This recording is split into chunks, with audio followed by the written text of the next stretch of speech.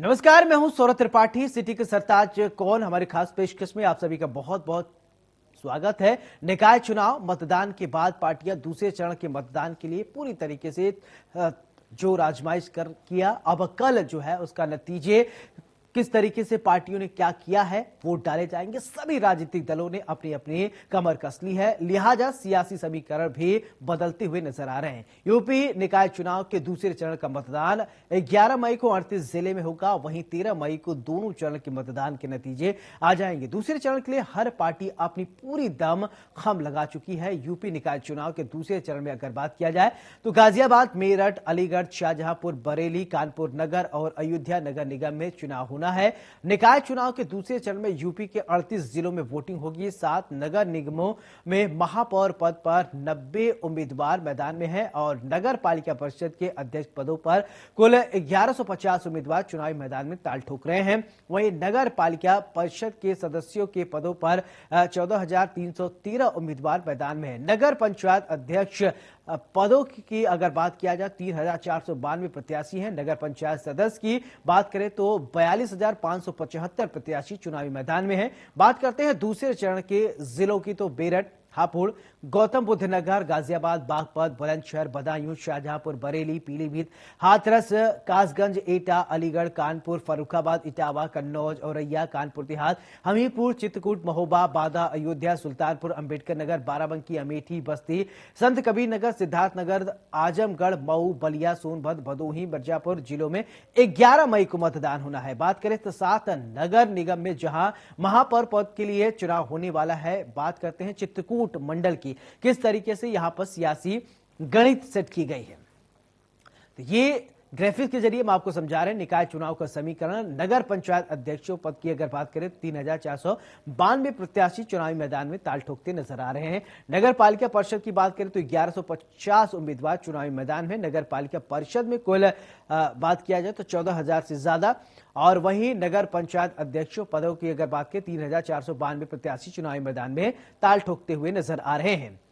तो अब इस बार की सियासी की अगर बात करें, सियासत और सियासी गणित की, तो ये अब जो है सभी सियासी पार्टियों ने अपनी पूरी जोर आजमाइश की है। अब जनता है की बारी है, क्योंकि 11 तारीख को मतदान होना है। अब जनता को ही ये तय करना है कि कौन उनके प्रत्याशी हैं जिन पर वो अपना विश्वास जता रहे हैं। अब 13 तारीख को नतीजे आ जाएंगे। कल की बात किया जाए यानी 11 तारीख की, तो दूसरे चरण में मतदान होना है और सभी तैयारियां जो है वो मुकम्मल कर ली गई हैं। अगर बूथों की बात करें तो सुरक्षा के पुख्ता इंतजाम किए गए हैं। सभी जगह पर वहां पर जो है वो सुरक्षा व्यवस्था के पुख्ता इंतजाम किए गए हैं ताकि किसी प्रकार की कोई अनियमितता न बरती जाए। दरअसल कई सारे चैलेंजेस भी प्रशासन के सामने आते हैं। बहुत सारे ऐसे लोग होते हैं कि बूथ पर मिसमैनेजमेंट हो जाता है, जिसकी वजह से कभी कभी काफी दिक्कतों का सामना करना पड़ता है। इसके लिए ईवीएम की सबसे बड़ी कई जगह पर यह खबर सामने आती है कि ईवीएम में गड़बड़ी सामने आती है। तो इन तमाम चीजों की इन तमाम बिंदुओं की अगर बात किया जाए तो हर एक बिंदु पर लगातार कार्रवाई हो रही है।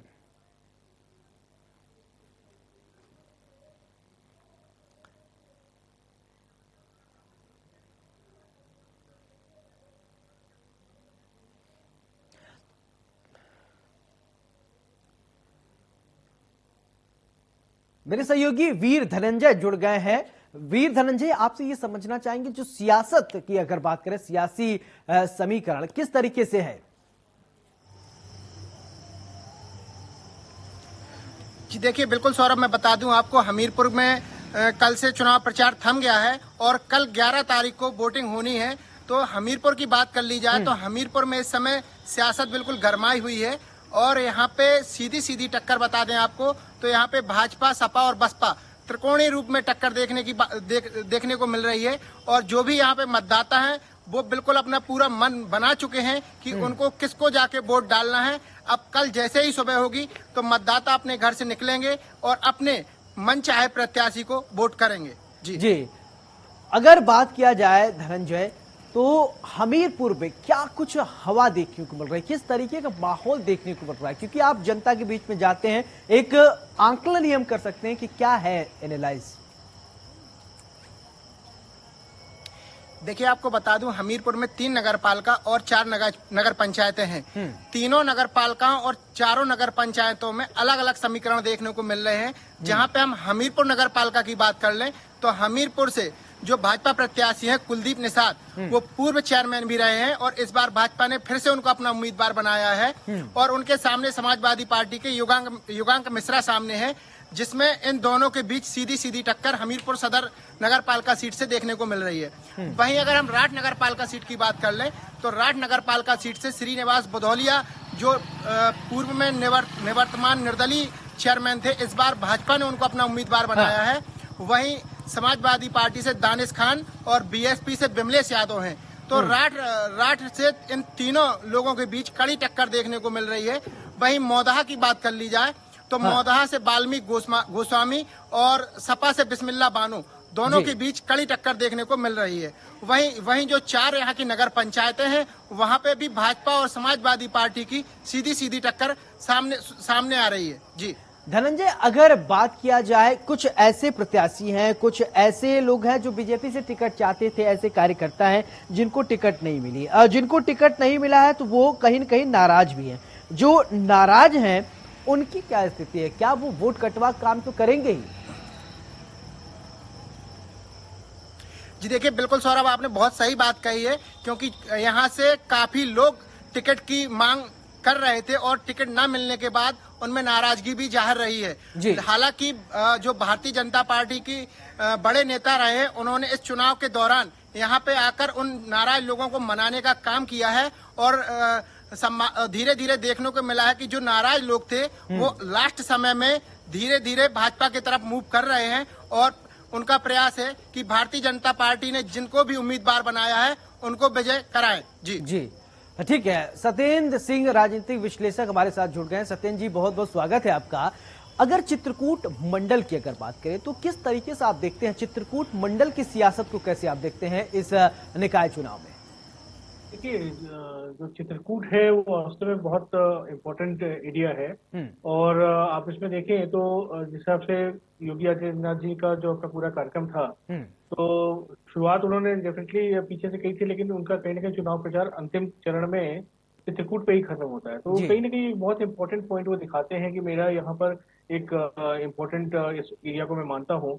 और दूसरी बात यहाँ पे एक ही और उन्होंने जो उद्धृत करी थी वो बहुत इंपॉर्टेंट मैं आपको बताना चाहूंगा कि जो उनका ये कहना था कि भाई जो समाजवादी पार्टी है वो जीवन भर लोहिया जी के नाम पर कहीं ना कहीं राजनीति करती आई है, लेकिन जब समाज के तमाम परिवेश को देखते हैं तो वो कहीं ना कहीं सोच पीछे रह जाती है। और खासतौर से इस मामले को आगे बढ़ाते हुए वो परिवारवाद पर जो लगातार चोट कर रहे हैं वो बहुत इंपॉर्टेंट पॉइंट है।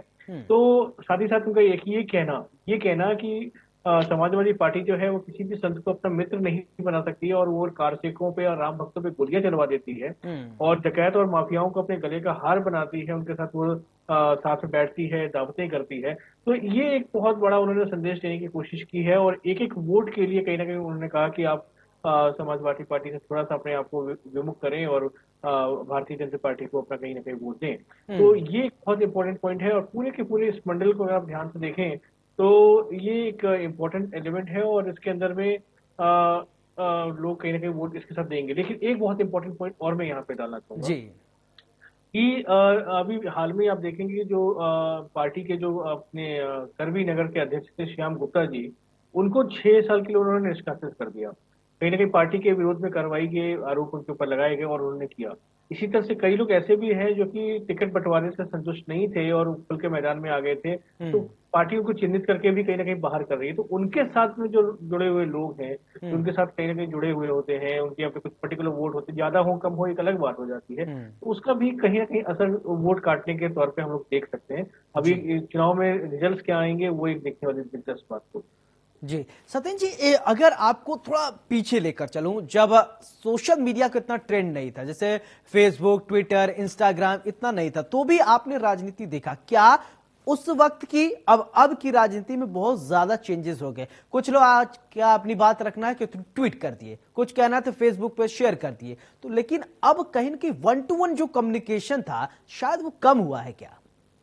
देखिए, 1-to-1 कम्युनिकेशन का हमेशा लाभ मिलता है। ट्वीट करना या सोशल मीडिया करना वो एक एक माध्यम है, और चुनाव का प्रचार आज की तारीख में हाइब्रिड मोड में चला गया है। मतलब आपको जनता से संपर्क भी करना है, उनके द्वार द्वार जाके दरवाजे को खटखटाना भी है, उनसे व्यक्तिगत संपर्क करना भी है। अभी हाल ही में जब इधर के चुनाव मैंने देखे थे तो कई लोग इस बात से नाराज थे कि भाई फला पार्टी के लोग जो हैं उनकी दरवाजे तक नहीं आए, बाकी अगला वाला जो प्रतिद्वंदी उम्मीदवार था वो 2 बार आया। तो कहने का मतलब कि वोट देना चाहते थे लेकिन कहीं ना कहीं वो नहीं आ पाया, किसी भी कारण से नहीं आ पाया। तो वो एक एक नाराजगी कहीं ना कहीं होती है, और वो वोट में कैसे कटेगी बटेगी वो एक अलग बात हो जाती है। तो लोगों की जो अपेक्षाएं हैं ग्राउंड लेवल पे, वो चाहते हैं कि कम से कम लोग एक बार आए। वैसे भी बहुत कम मुलाकातें हो पाती हैं, जो भी उम्मीदवार एक बार पद प्राप्त कर लेते हैं तो, लेकिन एन मौके पे कम से कम अपनी बात आए, आशीर्वाद ले लें, एक 2 मिनट के लिए बात करते हुए चले जाएंगे। तो एक वो एक ह्यूमन साइकोलॉजी होती है, उसके ऊपर डेफिनेटली है। टेक्नोलॉजी का बहुत प्रयोग करते हैं, लेकिन ट्विटर पे कितने लोग बैठे हैं, कितने लोग जी। ट्विटर पे यूज करते हैं, उनका कितना उससे वो इन्फ्लुएंस होते हैं, वो दूसरा पार्ट देखने का है। हाँ।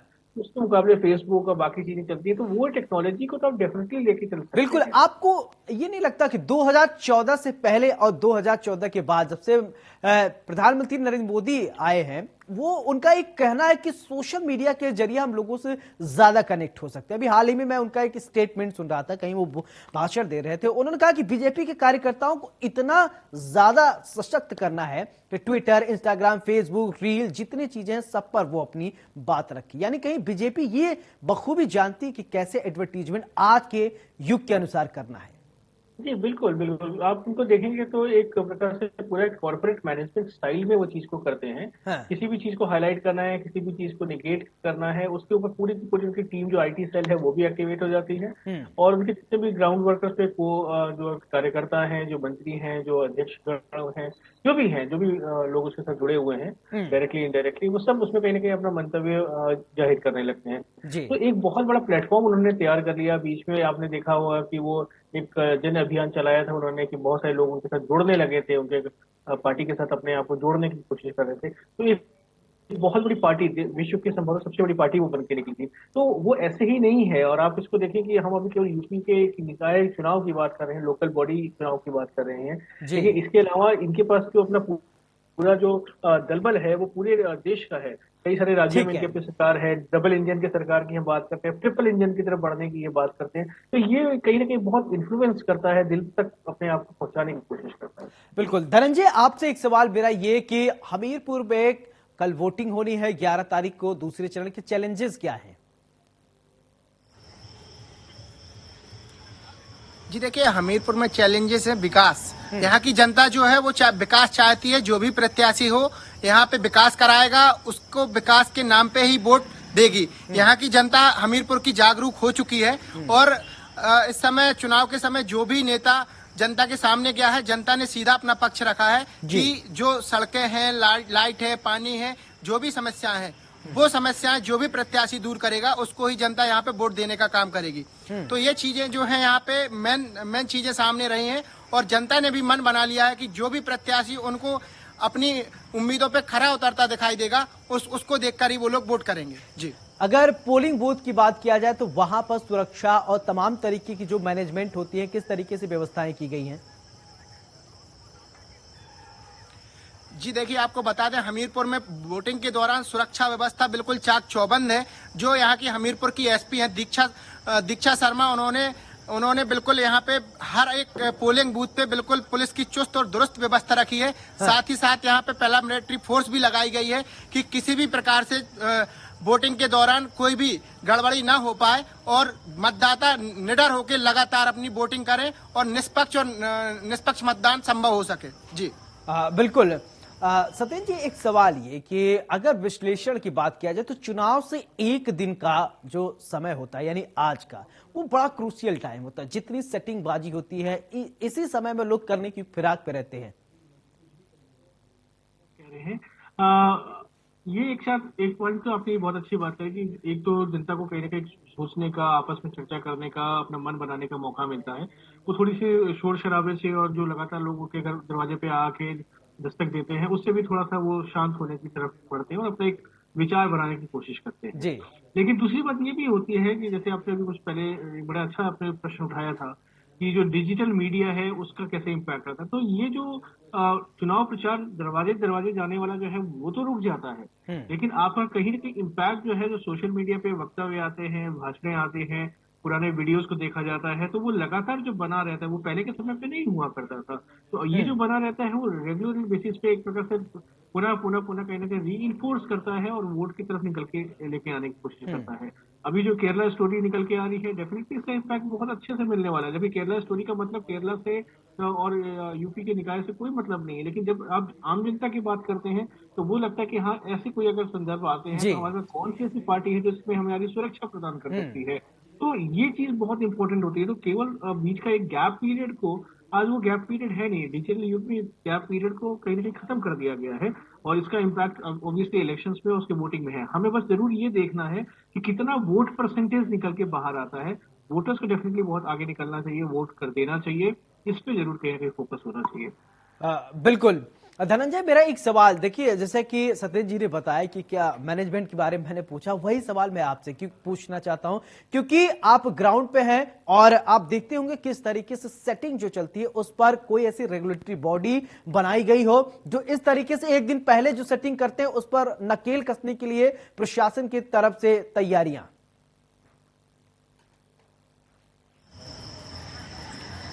हेलो धनंजय, मेरी आवाज आप तक पहुंच रही है? आवाज क्लियर नहीं आई, क्वेश्चन एक बार आप थोड़ा दोबारा। हाँ, मेरा सवाल यह है कि एक दिन पहले यानी आज का दिन, कल मतदान होना है, आज का दिन बहुत इंपॉर्टेंट इसलिए हो जाता है कि सारी सेटिंगबाजी एक दिन पहले रात को ही करना शुरू कर देते हैं प्रत्याशी लोग। उन पर नकेल कसने के लिए प्रशासन की तरफ से कोई ऐसी कार्रवाई या ऐसी व्यवस्था की गई कि जो सेटिंगबाजी होती है ना वो ना हो। जी बिल्कुल, आपका जायज बिल्कुल क्वेश्चन सवाल है कि आज के दिन ही कहा जाता है, जो आज की रात होती है वही चुनाव की मुख्य रात होती है और आज के दिन जो ही जितने भी उम्मीदवार हैं वो प्रत्याशियों को लुभावना देकर किसी भी तरीके से आकर्षित करने का प्रयास करते हैं, जिसको लेके आपको बता दें कि हमीरपुर प्रशासन ने बड़ी ही चुस्त व्यवस्था की हुई है और यहाँ पे बैरिकेडिंग भी बराबर की गई है, जिससे किसी भी प्रकार के यहाँ पे जो जिन लोगों से संभावना रहती है कि ये चुनाव में गड़बड़ी फैला सकते हैं हाँ। या जो मतदाता है उनको प्रभावित कर सकते हैं, ऐसे लोगों पे बराबर यहाँ पे पुलिस प्रशासन नजर रखे हुए है। और एक चीज और आपको यहाँ पे बता दें, प्रशासन ने यहाँ पे एक रेड कार्ड भी जारी किया हुआ है जिससे पुलिस प्रशासन को सख्त थी कि ये लोग चुनाव में गड़बड़ी फैला सकते हैं। उनको बाय नेम एक रेड कार्ड जारी किया गया है कि अगर वो चुनाव में किसी भी प्रकार की गड़बड़ी फैलाते हैं या मतदाताओं को प्रभावित करते हैं तो उनके खिलाफ सख्त कार्रवाई की जाएगी। तो यहाँ पे हमीरपुर पुलिस प्रशासन लगातार ऐसे लोगों पर नजर बनाए हुए है कि मतदाता को किसी भी प्रकार से प्रभावित न किया जा सके, न ही किसी प्रकार से वोटिंग को प्रभावित किया जा सके। मतदाता निर्भीक और निडर होकर स्वतंत्र रूप से अपना मतदान कर सके। जी बिल्कुल। सत्येंद्र जी, अगर आपसे एक सवाल ये कि अगर रेटिंग की बात किया जाए तो सभी सियासी पार्टियों को आप राजनीतिक विश्लेषक होने के नाते कितनी रेटिंग देंगे और क्यों? देखिए, अभी अगर आप देखें जिस हिसाब से पूरा माहौल बना हुआ है, हवा चल रही है, उसमें डेफिनेटली भाजपा प्रथम स्थान पर दिखती है, दूसरे नंबर पर सपा है। बाकी बसपा तो ट्विटर पे चली, थोड़ी बहुत उन्होंने कार्रवाई की होगी और आपने देखा होगा कि जो बसपा है और कांग्रेस है वो उतना चुनाव में खुल के नहीं निकली। लेकिन हाँ, निर्दलीयों ने बहुत अच्छे लेवल पे अपने आप को पेश किया है और उनका एक अच्छा खासा संपर्क कहीं ना कहीं उन्होंने बनाया है। तो ये दो के बीच में, दो तीन पार्टियों के बीच में सपा, भाजपा और जो आपका निर्दलीय है, इनके बीच में एक अच्छा रस्साकसी हमें देखने को मिल रही है। धनंजय, मेरा एक सवाल आपसे ये कि कल पोलिंग बूथ की अगर बात करें तो बहुत सारे दिव्यांग जन भी आते हैं, उनके लिए क्या कुछ व्यवस्थाएं की गई हैं?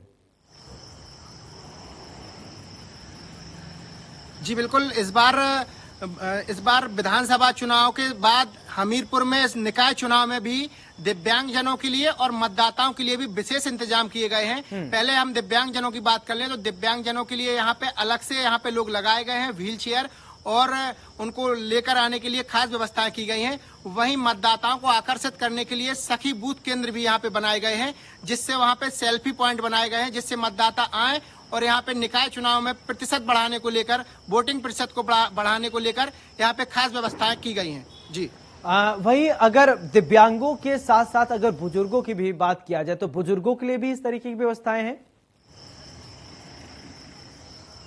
जी बिल्कुल, दिव्यांगों के साथ साथ जो भी बुजुर्ग हैं 60-70 साल के ऊपर जो बुजुर्ग हैं उनके लिए यहाँ पे एक एक्स्ट्रा से यहाँ पे लोगों का इंतजाम किया गया है कि जैसे ही जो बुजुर्ग हैं वो जैसे ही यहाँ पे पोलिंग बूथ के पास आते हैं उनको तुरंत ही रिसीव किया जाएगा और उनको पकड़ के जाके साथ में जो भी यहाँ पे सरकारी लोग रहेंगे वो जाके उनका मतदान करवाएंगे और उनकी सहायता करेंगे और उसके बाद मतदान करने के बाद उनको सकुशल उनके घर वापसी में भी सहायता करेंगे। धनंजय, अगर बात किया जाए पोलिंग बूथ जहां पर मतदान किए जाते हैं उसके थोड़ी दूर पहले ही रोकने की कोशिश की जाती, जो अवांछित तत्व है, जो शरारती तत्व होते हैं, उनको रोकने के लिए क्या कुछ व्यवस्थाएं की गई ताकि कोई फालतू लोग इधर उधर न भटके?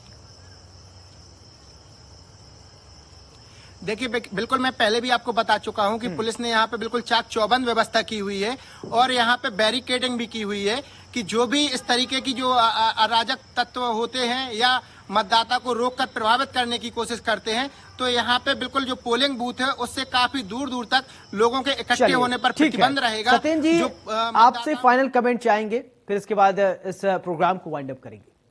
अभी जैसे आप हमीरपुर के क्षेत्र की बात कर रहे थे, इसमें काफी हद तक लोगों ने अपना जातीय समीकरण साधने की कोशिश करी है और ये बड़ा दिलचस्प है कि कैसे इसका करवट निकल के आएगा। लेकिन एक बहुत इंपॉर्टेंट पॉइंट जरूर यहाँ पे कहूंगा कि जो लोगों की इस पर खामोशी है, मतलब लोग इसमें खुल के सामने अपने क्या मन में है वो बता नहीं रहे हैं, बहुत वोकल नहीं हो रहे हैं, तो ये एक कहीं ना कहीं देखने वाली दिलचस्प बात होगी कि लोगों का जो रुझान है, जो वोट किसको वो देते हैं, ये देखने वाली बात है। चलिए सत्येंद्र जी, बहुत बहुत शुक्रिया आपका। धनंजय, आपका भी बहुत बहुत शुक्रिया।